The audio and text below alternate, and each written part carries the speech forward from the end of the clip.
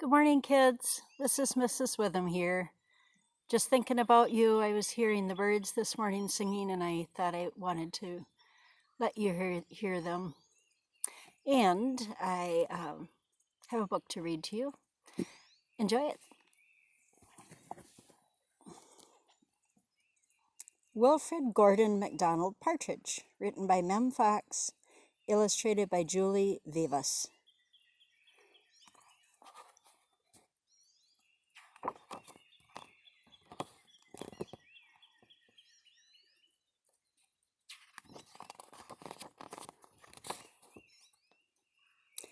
There was once a small boy called Wilfrid Gordon McDonald Partidge, and what's more, he wasn't very old either. His house was next door to an old people's home, and he knew all the people who lived there.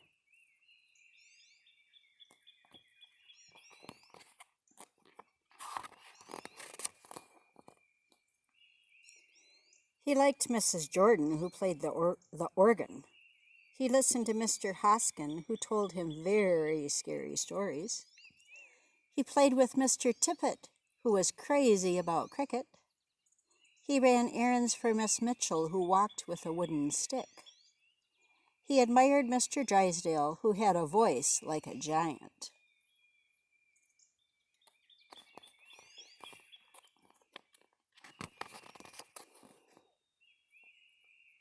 But his favorite person of all was Miss Nancy Allison Delacourt Cooper, because she had 4 names just as he did. He called her Miss Nancy and told her all his secrets.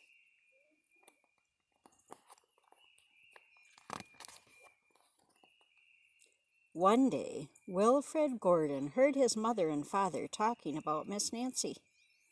"Poor old thing," said his mother. "Why is she a poor old thing?" asked Wilfrid Gordon. "Because she's lost her memory," said his father. "It isn't surprising," said his mother.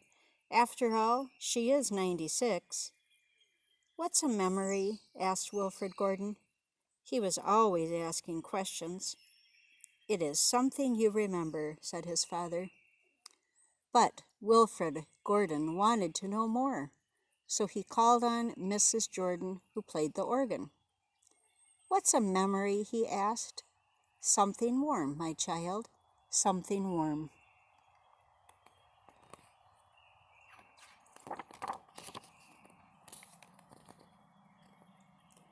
He called on Mr. Hoskin, who told him scary stories. "What's a memory?" he asked. "Something from long ago, me lad, something from long ago."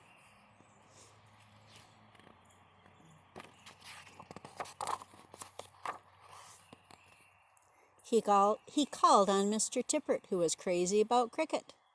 "What's a memory?" he asked. "Something that makes you cry, my boy, something that makes you cry."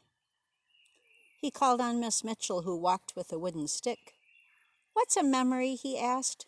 "Something that makes you laugh, my darling, something that makes you laugh."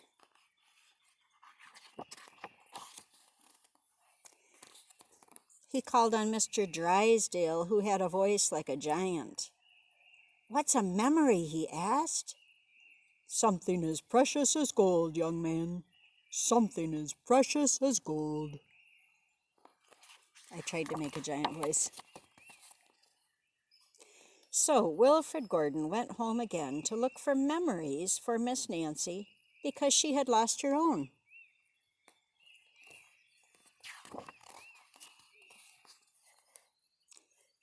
He looked for the shoebox of shells he had found long ago last summer and put them gently in a basket.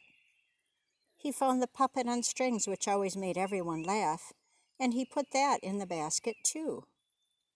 He remembered with sadness the medal which his grandfather had given him, and he placed it gently next to the shells.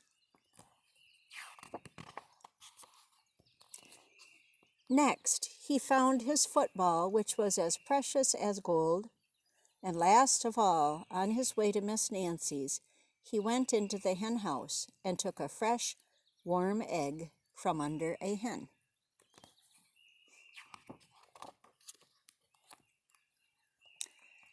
Then Wilfrid Gordon called on Miss Nancy and gave her each thing one by one.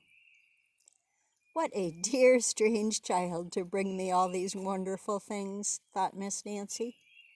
Then she started to remember.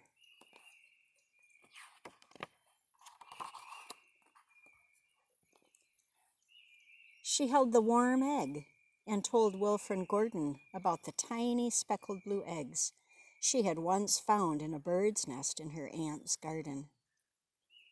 She put a shell to her ear and remembered going to the beach by tram long ago and how hot she had felt in her button-up boots.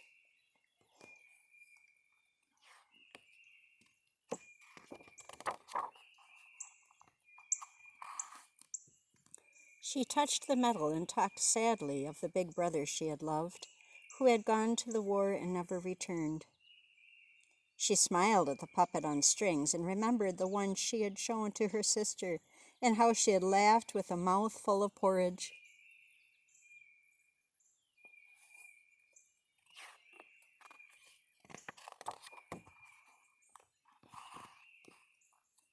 She bounced the football to Wilfrid Gordon and remembered the day she had met him and all the secrets they had told.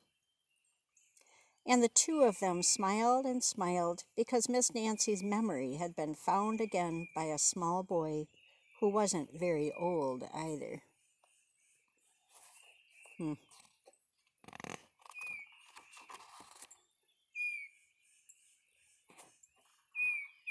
there's a bird for you. Oops.